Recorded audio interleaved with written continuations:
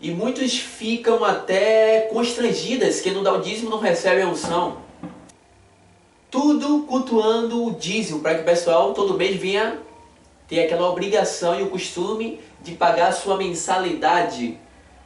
Tem outros que botam uma lista no mural da igreja, do espaço que eles chamam de igreja, e botam uma lista lá dos dizimistas e dos não dizimistas. Aí, se ele não vê o envelope, o seu nome lá, porque existe um supervisionador da sua vida, que vai olhar todo mês se você está dando algum dinheiro lá, dízimo. Se ele não vê o nome lá, vai sair seu nomezinho lá. Ó. Se não vê o seu nome no envelope, vai sair seu nome no mural. Não dizimista, fulano de tal. E aí, né, muita gente vai dizer o que? Está em pecado, está em maldição, está roubando a Deus. Tem pastores até que chega para a ovelha e fala, você é ladrão. Por que eu sou ladrão? Eu não vi seu nome lá no dízimo, você não deu dízimo esse mês, você é ladrão. Horrível. Horrível. E aí muitos são excluídos de cargos, muitos que estavam louvando ou fazendo alguma coisa na linha de frente, fica no banco em disciplina, pagando lá sua penitência porque não deu dízimo. É uma escravidão religiosa, meu irmão. Sai de uma escravidão do pecado e entra numa escravidão religiosa. É um absurdo isso. Outros ensinam ao pessoal toda a ênfase é dízimo para ser abençoado, dízimo para ter isso, tem que dar o dízimo, ser fiel a Deus, dízimo. Dizendo que, fazendo com que o povo entenda que Deus é uma poupança, o qual todo mês você bota um dinheiro e aquilo rende. Que Deus é um caça-nica, que você bota lá e ganha um bocado. Criando espírito de agiota no povo. Tem gente que vai e dá 100 reais dizendo, Deus é 100 para 1000, viu? É 100 para 1000. Deus não aceita barganhas com Ele. Ele pagou tudo e nos amou antes de a gente fazer alguma coisa. Ele não aceita barganhas, Ele não barganha com a gente. Em Efésios 1, versículo 3, Paulo diz que nós somos abençoados com todas as sortes de bênçãos espirituais nas regiões celestiais em Cristo Jesus. O pessoal precisa de Jesus, do Evangelho do Reino, da sua graça para ser abençoado. E não embarganhar com Deus como objeto de troca, eu te dou e o Senhor me dá. Não, precisam conhecer o Evangelho do Reino. Vocês acham que eu estou sendo radical? Que eu estou sendo muito extremo, que não precisava isso? Não estou sendo radical, não. Estou pregando a verdade. Tem pessoas que me param e dizem assim, eu não faço isso não. Pregue o Evangelho. Pregue o Evangelho, para que ficar criticando? Eu discordo e você está criticando. Só que ele já comete um erro, porque ele diz que não concorda em eu estar criticando, já me criticando. Se você não concorda com as minhas críticas, então não me critique, porque você tem que dar exemplo. E aí eu penso que o cara não concorda com alguma coisa que eu falei, que eu citei um versículo errado e interpretei errado. Ele fala, não é isso não. Eu não concordo em você ficar falando de dízimo, dessas coisas. Pare com isso, pregue o Evangelho. E eu pergunto a você, então o que é o Evangelho para você, meu amado? Você nunca leu os Evangelhos? Se você lê Mateus, Marcos, Lucas e João, você vai ver o que é o Evangelho realmente. Mateus 7,15, tomem cuidado, ele dizia, dos falsos profetas, que chegam disfarçados de ovelhas, mas por dentro são lobos devoradores, são roubadores, são ladrões. E ele ensina como conhece esse pessoal. Em Mateus 16, versículo 6, Jesus disse, tomem cuidado com o fermento dos fariseus, com a doutrina dos fariseus. Então ele estava sempre advertindo o povo a tomar cuidado com essa doutrina falsa. Isso é o Evangelho. Jesus nunca teve problemas com pecadores. Veja na Bíblia ele tendo problemas com o pessoal que não fazia parte da religião. Ele não teve problemas. O problema dele era com pecadores religiosos, da religião. Esses eram os piores. Em Mateus 21, versículo 31, Jesus disse que as prostitutas e os publicanos vos precedem ao reino dos céus. Em Mateus capítulo 8, ou Lucas 7, Jesus falou de um centurião romano, que ele disse, nem Israel eu vi tamanha fé.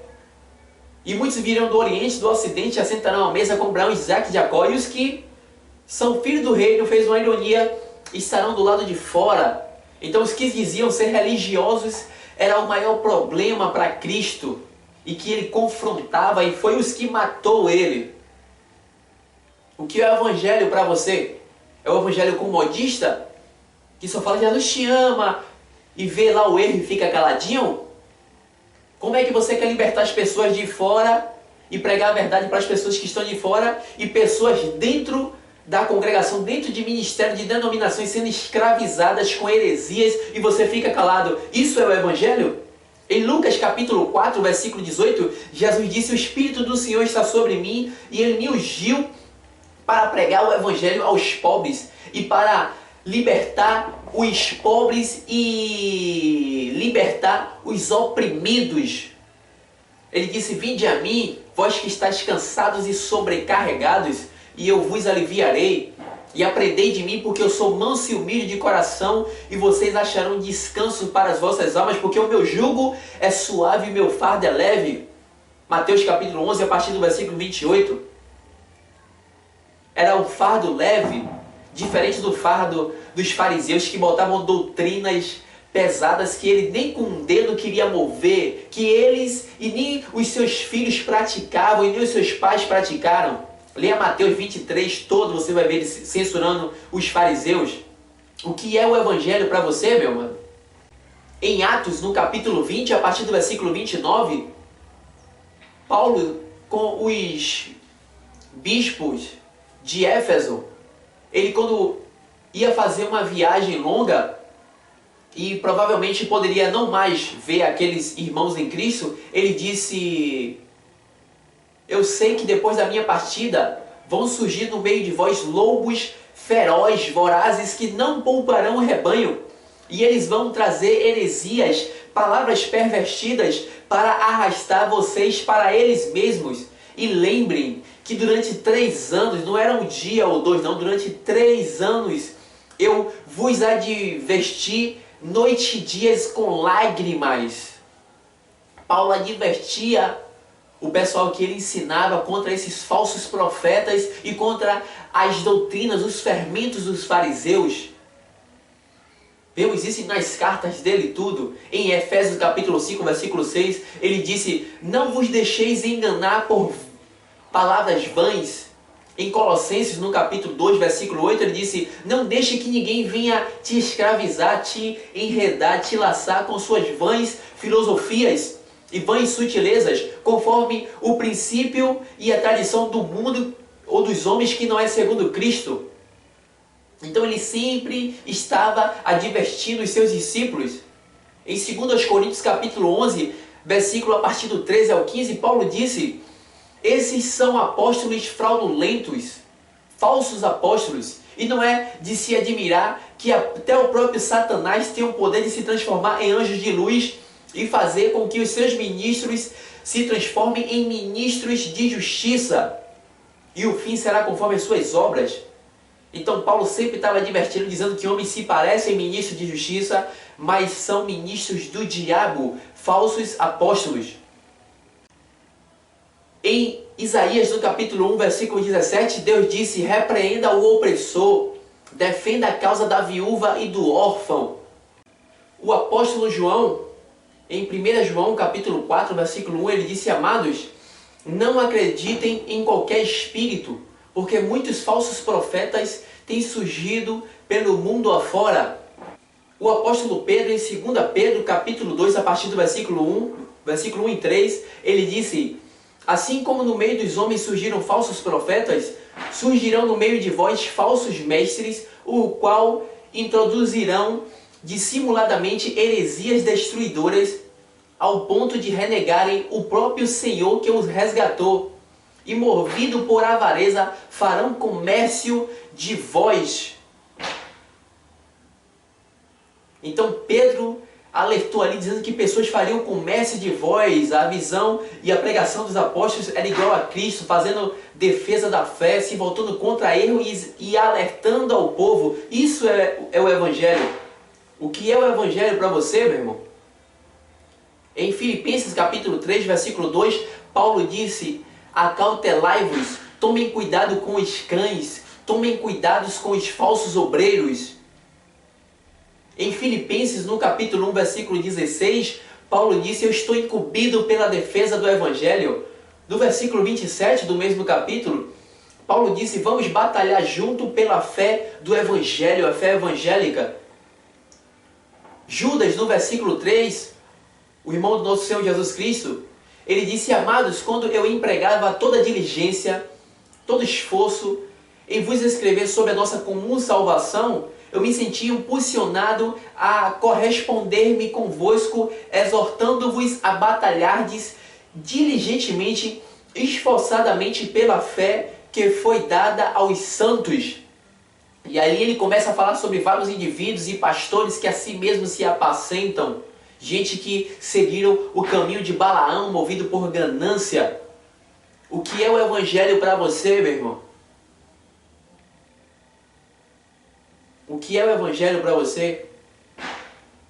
O Evangelho é o poder de Deus para a salvação. O Evangelho liberta o homem da heresia, liberta o homem do fanatismo, liberta o homem da tradição dos homens e da religiosidade. O Evangelho é as palavras de Jesus, o jugo suave e o fardo leve. O Evangelho é que está tudo pago, tudo consumado e que de graça Deus nos deu a salvação porque Ele nos ama. Isso é o Evangelho. O Evangelho não é comércio e algo para ninguém enriquecer. Muitos acham que a fé em Cristo é fonte de lucro. Leia a primeira carta de Paulo a Timóteo no capítulo 6, a partir do versículo 6 até o 11. Acha que é fonte de lucro, é fonte para enriquecer. A gente tem que falar contra esse pessoal, contra falsos profetas. Isso é o Evangelho. E é isso que eu vou sempre pregar. Eu não falei aqui sobre, nessa série do estudo do dízimo, sobre Hebreus capítulo 7, que fala ali sobre o sacerdócio de Cristo, que é maior do que o de Melquisedeque, que Jesus veio na linha de Melquisedeque, na genealogia dele, e que fala ali sobre o dízimo. Eu não falei porque ali não fala de dízimo em si. Ali não está trazendo uma doutrina sobre o dízimo, o escritor aos Hebreus, mas ele está falando sobre os sacerdotes de Cristo. E ele, quando fala o dízimo, ele está se tratando de Melquisedeque. Ele fala, olha, não é de admirar que Melquisedeque, o qual o nosso patriarca Abraão deu o dízimo, mas o assunto não é dízimo. Eu também não citei Atos 5, que usam Ananias e Safira, dizem que ele morreu porque não deu dízimo. Ou a oferta de Caim e Abel. Ou aquele versículo em Mateus que Jesus diz, dai a César o que é de César e dai a Deus o que é de Deus. Usam isso para dizer que ele está dizendo, deu dízimo. Eu não citei porque isso é uma tamanha ignorância quem prega isso. Se alguém não serve a Cristo, não quer buscar conhecimento das Escrituras e se deixar levar por isso, ele está sendo enganado porque quer. Eu quero deixar bem claro, meus irmãos, que eu não estou dizendo que se alguém prega o dízimo na sua igreja, como a lei de Moisés, eu não quero dizer que essa pessoa é um falso profeta, que ele está ali de engano. Não conheço o coração. Eu creio que existem muitas pessoas boas, que têm um coração bom, mas que foi enganado com essa tradição e pregam achando que é um mandamento de Deus. E acham que é correto isso. E é por isso que eu estou trazendo esses estudos, para que eles aprendam a verdade como muitos aprendem. O falso profeta, o mentiroso é aquele que conhece a verdade e mesmo assim continua pregando, como muitos líderes que eu conheço que falam para mim que o dízimo não tem no Novo Testamento, que foi da lei, foi abolido. Só que mesmo assim eles vão continuar pregando, eles dizem para mim, muitos, e Deus é testemunha disso. Agora muitas pessoas pregam o dízimo e erros, mas são repetidores de informações ou são ainda leigos e não teve tempo de analisar com calma. Então não estou dizendo que todo mundo que prega isso é um falso profeta. Obrigado por assistir os nossos vídeos. Se você não entendeu, assista várias vezes esses vídeos.